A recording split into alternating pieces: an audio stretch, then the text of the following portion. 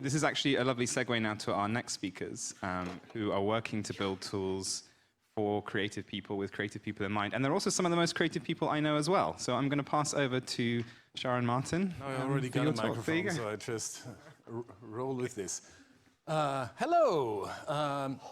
Yes, it's actually the perfect setup because we are kind of we are working with exactly the tools that the last presentation was about, and we're trying to keep all of those things in mind. But let me first make an apology because I know that there is at least one actual archaeologist in the room, and I'm using archaeology as a metaphor, and I have very little clue about archaeology. So I basically made up what archaeology is to use it as a metaphor. A grave insult, but please roll with me. Okay. So, who are we? I'm Martin. I'm Shar. Do you want to introduce yourself? Sure. So I'm Shar, I'm a writer from Ireland. I have been a video game writer for the last 10 years, working at Larian Studios on Original Sin 2 and Baldur's Gate 3. I've been story lead at Good Fabrique and worked on a number of small indie games as well, like the squirrel surveillance game Nuts that you might know. That's about it. And you actually have a tech background before that, like Facebook, Google. I was doing the short one, but yeah. Before all of that, I used to be a biblical studies scholar. I have a master's in Hebrew, Aramaic, and Syriac and Hellenistic Greek. And then I decided I didn't like sitting in a library by myself all the time. So I worked at Google for about 4 years and then Facebook for another 4 after that, before I had a crisis of creativity and left to make video games. And why is that important? Because together with our co-founder, Riddy, by the way, who is a computer scientist, it is the reason why we do things how we're doing them, and we're doing them a little bit different to most players that you have heard of in the generative AI space. My background is I'm a computer scientist. I studied a PhD at the Technical University in Vienna and then worked there a little bit as an assistant professor. Then I wanted to do something differently. At that time, I did a lot of media art pieces and had some exhibitions. Then I got somehow dissatisfied by making art, so I moved on to video games, started a small indie games company called Broken Rules. We have made some successful games, but much more successful games since I left to return to academia, where we spent the last 8 years. Yeah, it says something about me, I know. But now I was back at academia, and after 7-8 years of academic work, I got again the urge to do something practical out there in the real world. And the generative AI boom just came along. And by being in academia, I was a little bit early, or we were a little bit early. So during the pandemic, we started out to just experiment first with procedural generation. So tools like Tracery, cheap bots done quick, thanks we. To make, to play with language in new ways, because Shar is a language scholar and a professional writer. And I just like to fool around with technology in creative ways. And then machine learning came along, and we just somehow ended up making a startup that makes a product that is very different to what most of the traditional, but most of the contemporary GPT-4/ChatGPT based systems do, because it's older, but also just because we have different intentions. Not everyone has to do the same. So the product is called Write with LAIKI, and it is really a product in the sense that you can pay money to access premium features in a subscription service. How entrepreneurial of us, right? And what it does is you give it a little prompt, but you give the prompt just by writing whatever you want to write, and then you pick a voice to continue that. And you can train those voices using fine-tuning yourself. So you can upload your teenage diaries if you want to have a really embarrassing continuation of an initial prompt, for example. Very easily, it takes 4 minutes, bam, the system will speak in a weird version of your voice. It will be recognizable, and all the pain will be there, but it will not... but it will maybe not have the finesse that if you write with, I don't know, Edgar Allan Poe instead has. And that is the basic principle. You just pick either an existing brain, we call them brains, because back then no one knew what a language model is. Nowadays everyone knows, but brains is still good. So brains on jars. You make a little brain in a jar, either based on your text or someone else's text, and then you just play with those brains. Well, we will have an interactive part later where you see it. But let me talk about just what I actually want to present today, or what we actually want to present today, is some kind of a viewpoint on what we're doing in generative AI in the moment, or how we could also think about it in order to give you a new perspective that is maybe a little bit different to the perspective that you might have had so far. Let's try this. And we're using, as I said, archaeology as a kind of metaphor to just as a tool to take things apart, to have an easier time to talk about them. Step one is, of course, surveying the landscape and picking our tools before we go to the dig site. So as I said, in Write with LAIKI, you write together with these little brains. In our case, the brains are all out of copyright authors because we actually kind of try to be legal. I know it's unusual in machine learning, but we're doing that weird thing of trying to actually be ethical and the good guys.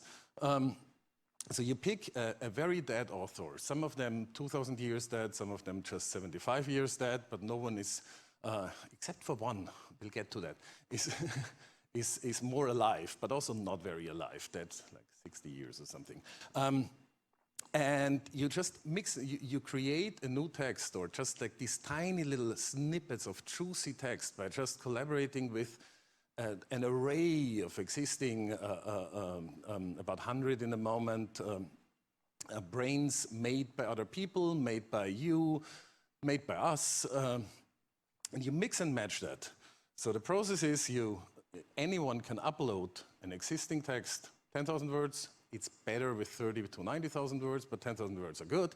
You upload that, we fine-tune a tiny little language model with that writing. That means it follows it much more than if you tell ChatGPT to do something, because it really restricts the model to a reference space that is much smaller than what ChatGPT always has as its basis. And then you just use it to continue any writing you throw at it, and just give it that H.P. Lovecraft line next, or something like that. And as I said, we have this community function. So what we're trying to build is actually a huge library of these little brains that are very specific and very constrained on a specific topic. And ideally, you upload one and then you share it with the community, which means that everyone else can use it too. And our users are doing that. So they created all kind of weird, and some of them very predictable, brains of different people that are now out there, and then everyone can interact with. And of course, they also make private ones. And then you can, of course, take that and chain it up with other generative models. So this is honestly just, I wrote the sentence, without LAIKI, the world would be. And LAIKI gave me a paradise of infinite violence, which is a beautiful line, isn't it? That's like juicy. And this is what, I think it was Midjourney. It looks like Midjourney, right? This is what Midjourney gave me as a visualization of that line. So what it is really a tool for, I don't even want to call it a tool. It's just a toy for playing around, for exploring, as it is already.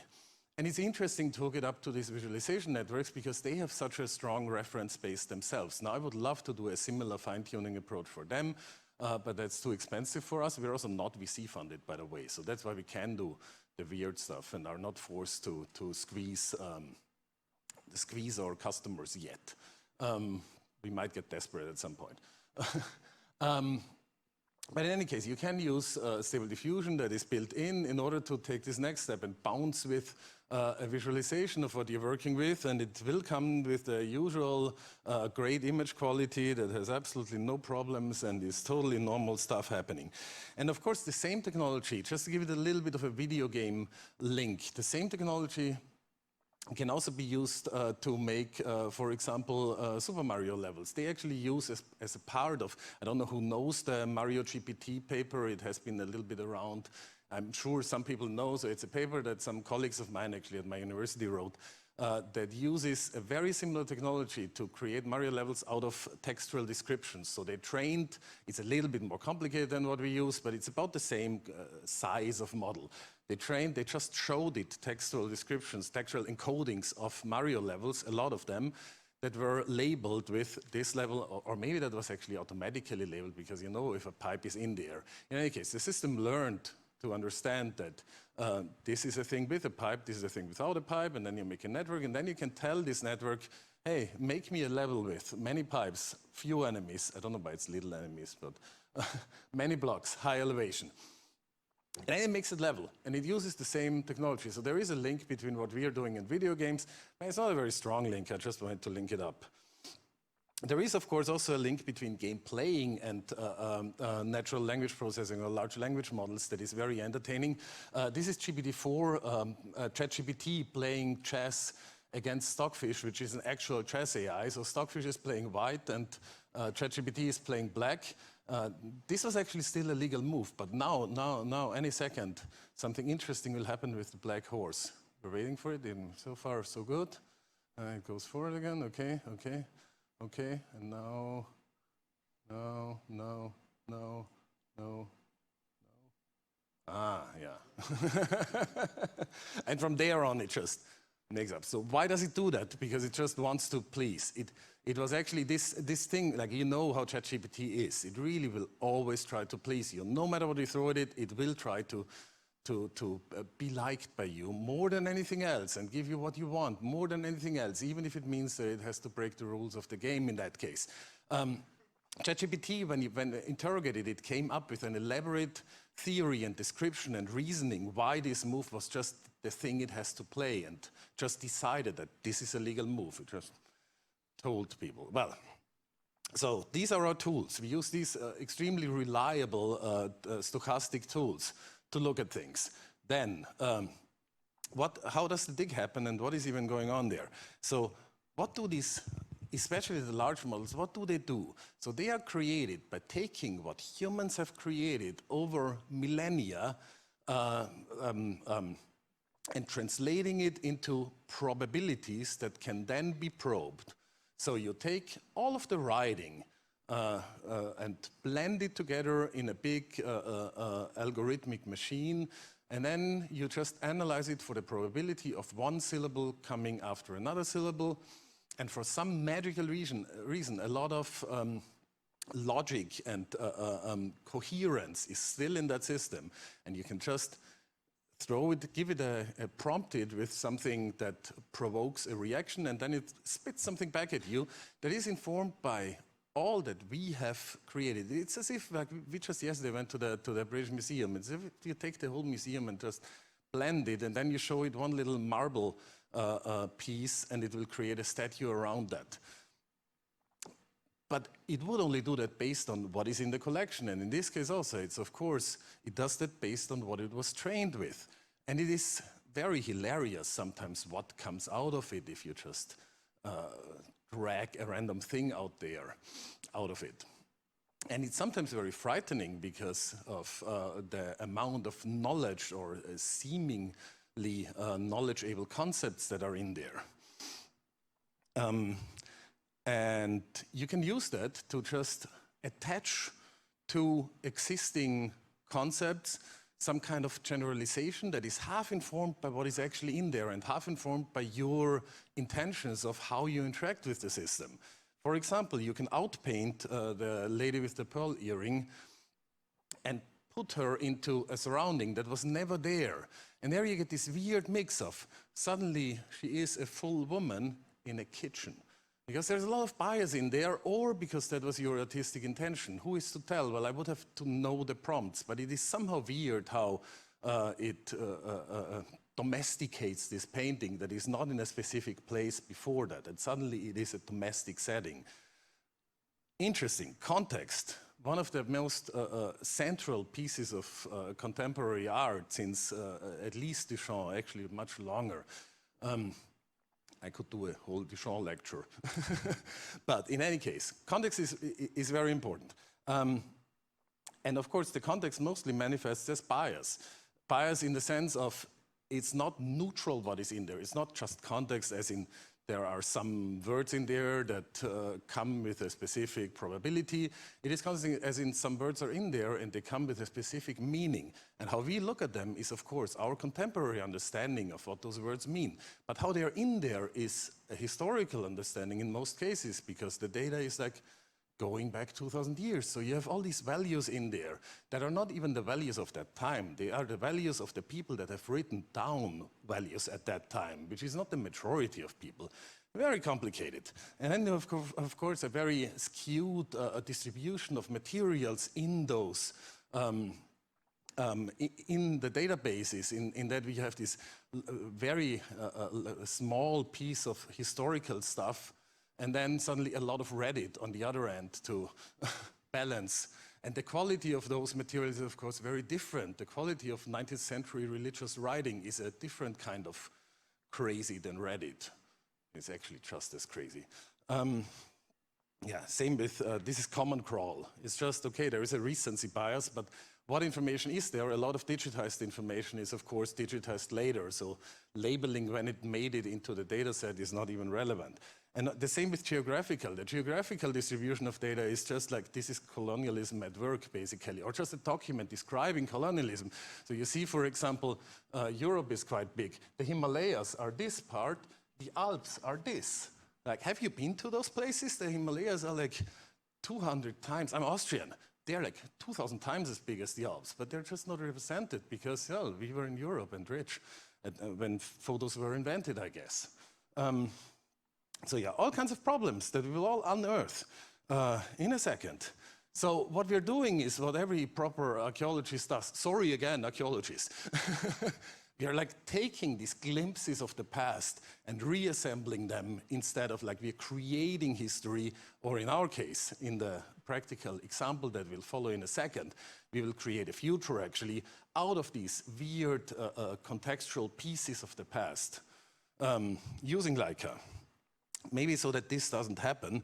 And I think the important thing is that our idea for this specific thing and how we're doing is that we want to have as many voices as possible involved in the process of creating with AI. That's why we have this community feature. That's why we try to engage with as many people as possible so that it is not like one monolithic system like ChatGPT done by some dudes in California that defines what AI can produce and how it produces it, but instead is a community effort.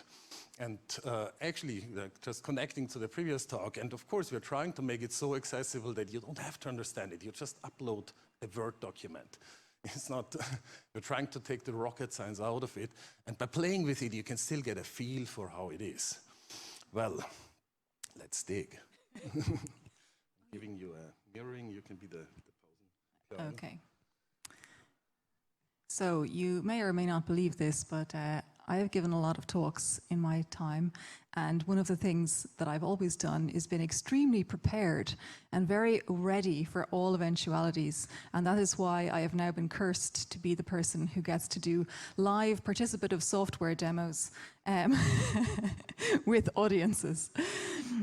So that's what we're going to do now. So this is LAIKI, for those of you who haven't seen it before. Mar did say you can sign up and pay, but actually you can also just use it for free. You only have to pay if you want to make a private brain. If you want to contribute to our gigantic clump of community brains, you can come on in anytime.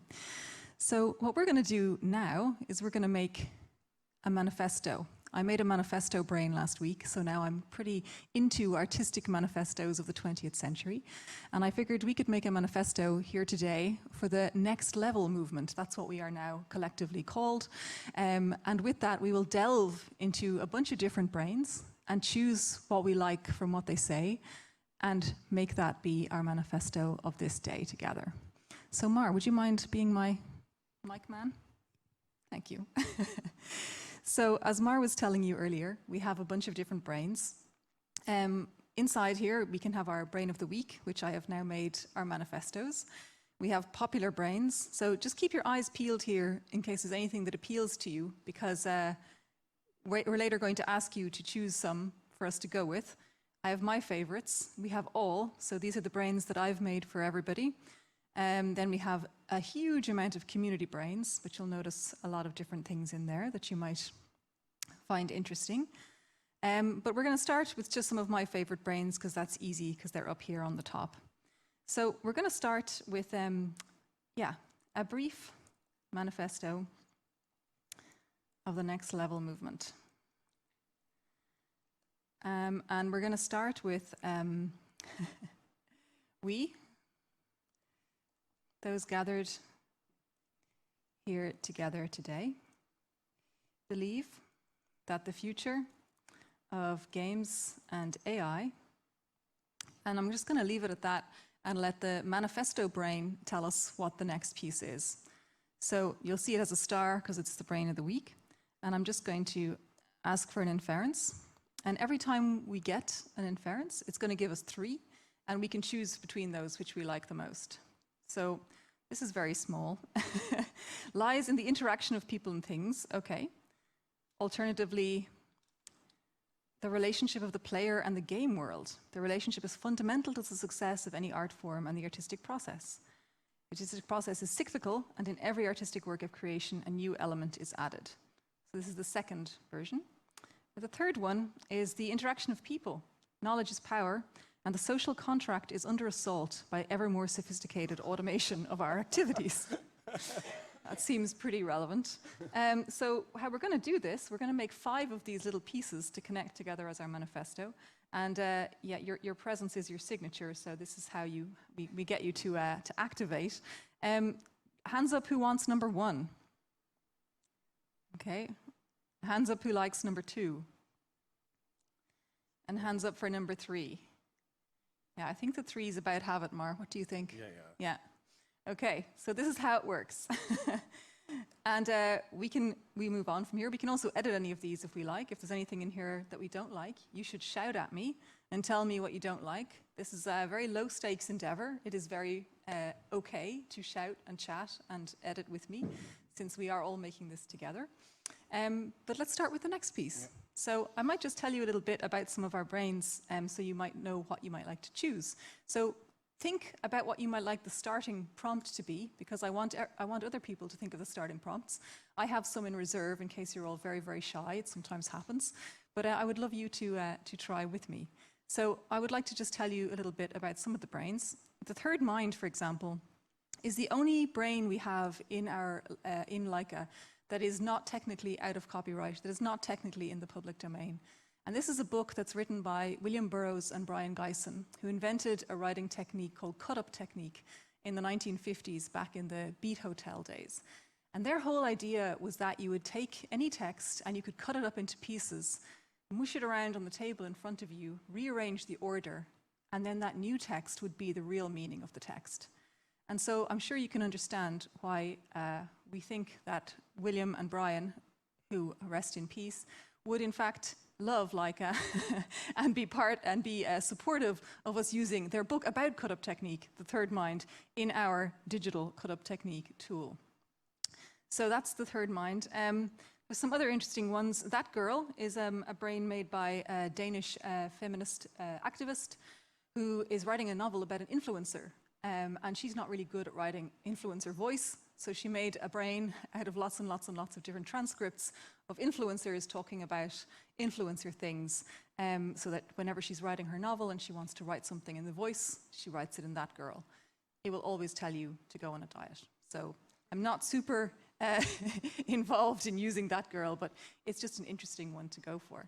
So let's go for number 2. You've had a lot of time to think now. Would somebody like to give me our kickoff prompt?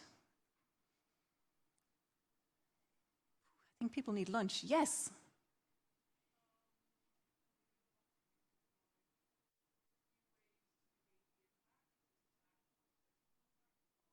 Yeah.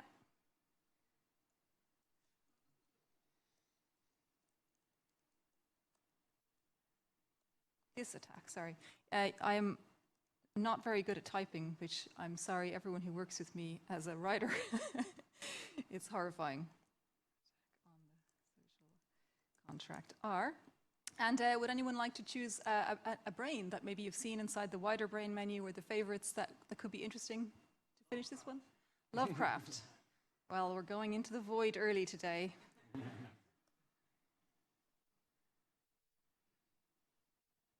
Okay. The individual is only a means to a greater end. That's great. Thanks, Howard. Alternatively, there is no social contract at all. Or take a firm stand in opposition to all forms of exploitation and resist the tendency of the state to take the side of the exploiter and to take on the side of the victim. That's kind of Who would both have things there. thought that Lovecraft? Yeah. Okay, so hands up for number 1, taking the individual out of the equation. Nobody likes that. Well, there were a few hands. Okay. Oh, I can't see them. Okay. Number 2, no social contract at all. Or number 3, firm stand in opposition to exploitation. Okay, excellent. What do we think about this last part here? The tendency of the state to take the side of the exploiter and to take on the side of the victim is kind of two things at once. The last thing, We just removed the last thing, right? Very nice. Great work, Howard. Didn't expect that from you today. Sorry, could you say that again? yeah, absolutely.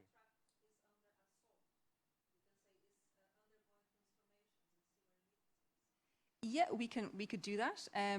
But perhaps our manifesto could move into what we are going to do, or maybe into like, I don't know, it's not really about the social contract, but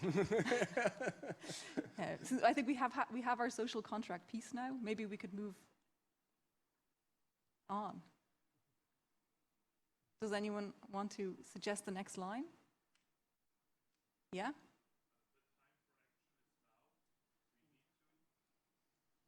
And the brain for that? Does anyone have an idea? Sorry, I didn't. Who? Genji. Tale of Genji. So I've never tried that.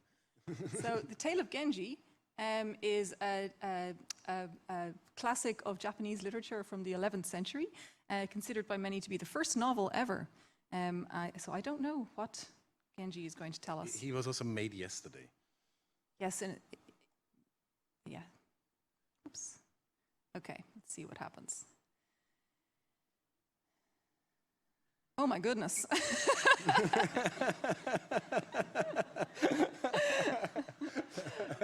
I like it. I kind of thought it was going to take us more into a royal court drama. But so this is number 1. Let's see what number 2 gives us. Put the past behind us and start anew. Okay. Or number 3, make the most of this opportunity. The masses of the people should take to the streets. Very revolutionary. I prefer the revolution to the political party myself, but I'm going to let the people decide. Who likes the independent and powerful political party? Number 1. That's quite a lot. Yeah. Who likes number 2, putting the past behind us and starting anew? And who likes number 3, taking to the streets? It was actually number 1, I think. There we go. Well, that's it. Political new party. I really wanted this to be artistic. But, I really hope we don't get into trouble for what we're doing here to this poor country. Okay, does someone have another prompt to kick us off? There is a hand up there. Yeah? Sorry? Our characters it's a kind of a separate thing where you can basically add in a few little lines about your character, and then we worked with an amazing researcher from NYU last year called M. Charity, who helped us to create this space where it pulls from character traits, like from tarot, from Myers-Briggs type indicator, from astrology websites, from TV tropes, and basically pulls together character traits that this character might have that are slightly related. So it's not really connected to the thing we're doing now, but it's a thing that you can also use in here. Okay, but we need the next line. On a lighter note, I like that. On a lighter note, and who should be our brain for this? Frankenstein. Very nice. Lighter note.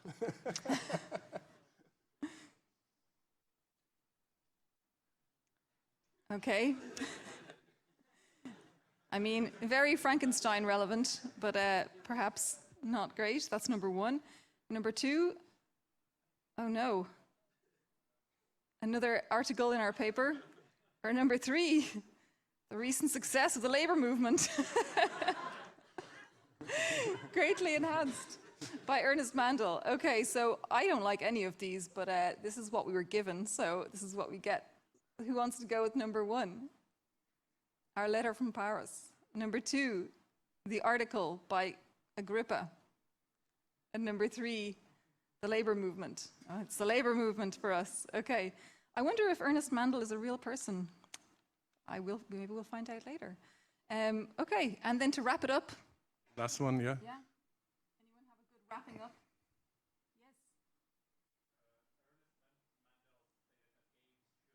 Yes.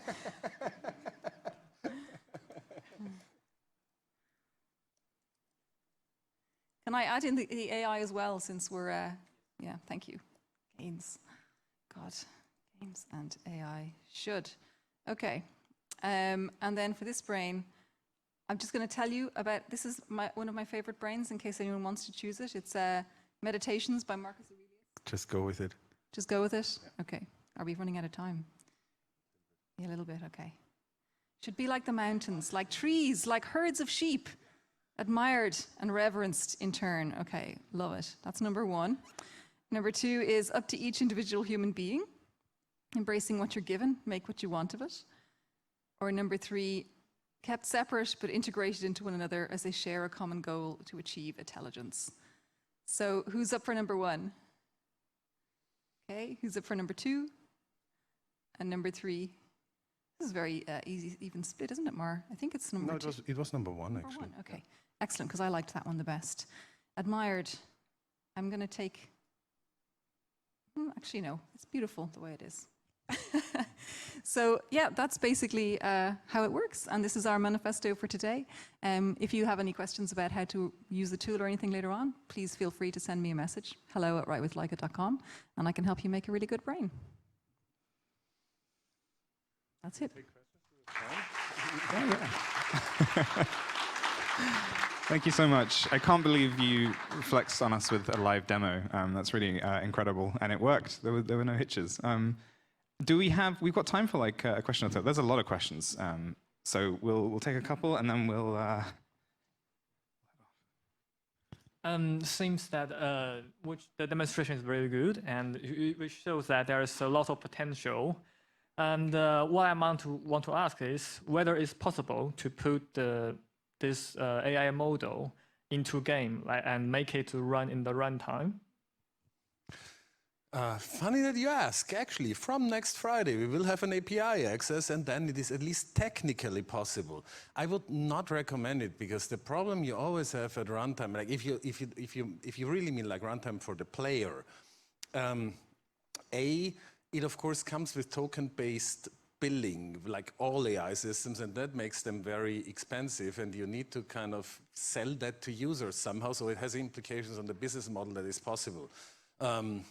Unless you're just rich enough to pay for all users in advance and then have some throttling or something. So that's one problem. And the other thing is, of course, even this system is not fully controllable. It is much more, as you've seen, it's like every answer was really different. It is very much sticking to the space that is given by the brain, and it is versatile enough to react to what we throw at it here, because of course all of those people have lived before AI was even a term.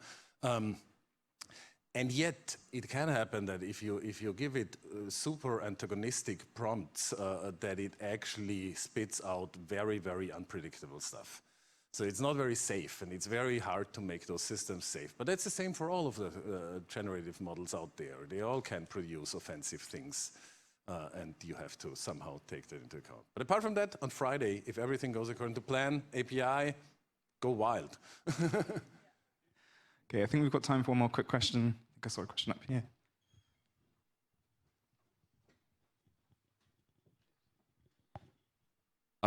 What sort of ethical implications are there around creating brains based on people? And I guess, how have you thought about those and handled those with LAIKI?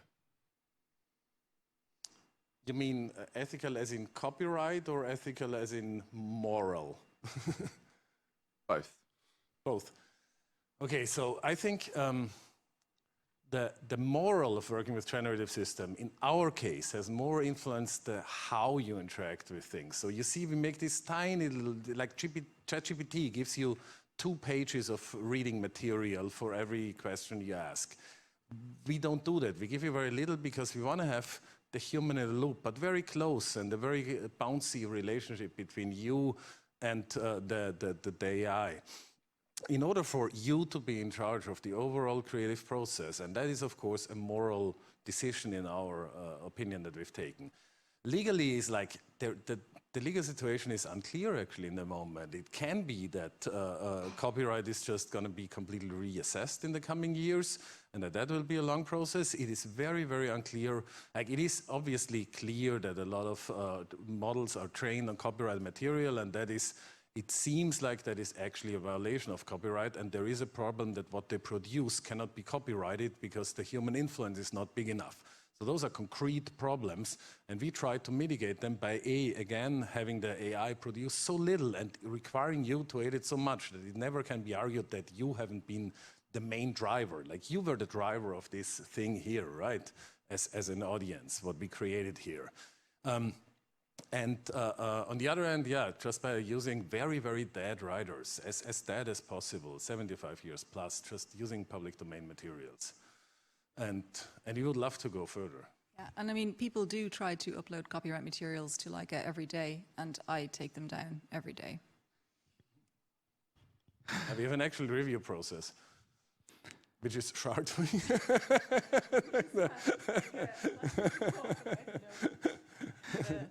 That sad labor, that would be lovely if it was automated by AI, so I could have fun doing the creative stuff. Things that you don't always hear from an AI startup, which is really lovely. And I really love